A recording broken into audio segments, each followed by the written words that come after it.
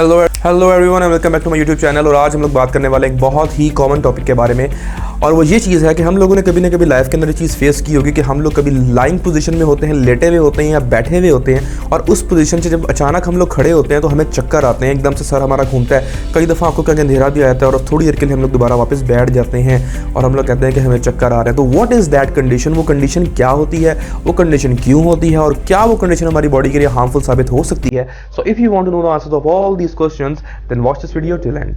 जी, तो सबसे पहले मैं बताते चलूं कि इस कंडीशन को हम लोग कहते हैं ऑर्थोस्टैटिक हाइपोटेंशन या पोस्चरल हाइपोटेंशन। हाइपोटेंशन का मतलब होता है ड्रॉप इन ब्लड प्रेशर, ऐसा ब्लड प्रेशर का ड्रॉप होना जो कि एसोसिएटेड है आपके पोस्चर के चेंज की वजह से, as the name indicates.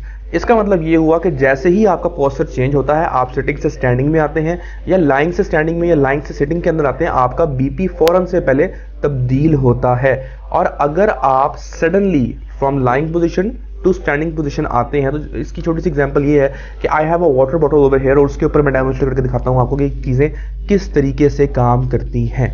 So this is a water bottle I have. इसके अंदर एक ये पानी मैंने डाला हुआ है जो कि रेड कलर से कोशिश की गई है, वैसे एक्चुअल तो है नहीं, लेकिन कोशिश की गई है कि इसको डेमोन्स्ट्रेट किया जाए एज अ ब्लड। तो आप एज्यूम कर सकते हैं कि दिस इज अ बॉडी, और अगर ये इस वक्त लाइंग पोजीशन में है तो देख सकते हैं कि water is evenly distributed all over the body. ये पूरी बॉडी के अंदर डिस्ट्रीब्यूट हुआ है, हेड में भी है और आपकी लेग्स में भी है। लेकिन if you stand up abruptly, एकदम से आप स्टैंड करते हैं, तो ड्यू टू ग्रेविटी ये सारे का सारा पानी जो है ये lower side of the body के ऊपर इकट्ठा हो जाता है। Similarly this phenomena also happens inside our body. जब आप लाइंग पोजीशन में होते हैं तब आपका ब्लड इवनली डिस्ट्रीब्यूटेड है, और अगर आप सडनली एकदम से खड़े होते हैं तो पूरा जो ब्लड है आपका वो आपके लोअर लिम्ब की तरफ कंसंट्रेट हो जाता है due to the force of gravity. और उसके अगेंस्ट आपके हार्ट को काम करना पड़ता है उस ब्लड को आपके ब्रेन तक, क्योंकि ऑब्वियसली पता सारा ब्लड तो नीचे चला गया ब्रेन के ऊपर, ब्रेन के पास ब्लड जो है वो सही तरीके से नहीं पहुंच रहा फॉर फ्यू सेकंड्स। कुछ सेकंड्स का खेल होता है, ये ज़्यादा देर के लिए नहीं चलता। तो बॉडी जो है कंपनसेट करती है, बीपी को हाई करती है और ब्लड आपके ब्रेन को जाता है, और उसके बाद आपको चक्कर आना बंद हो जाते हैं। So this is what you call as orthostatic hypotension या पोस्चरल हाइपोटेंशन।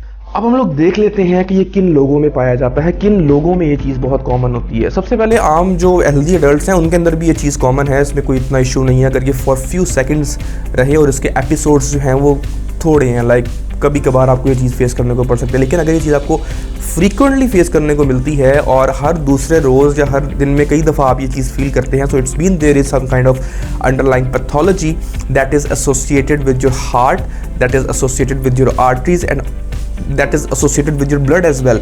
इनमें से कुछ भी रीज़न हो सकती है। आपके हार्ट में कोई इशू हो सकता है, देयर आर चांसेस कि आपको ब्लड प्रेशर का इशू हो, देयर आर चांसेस कि आप हार्ट फेलियर की तरफ जा रहे हो, देयर आर चांसेस कि आपके अंदर खून की कमी हो।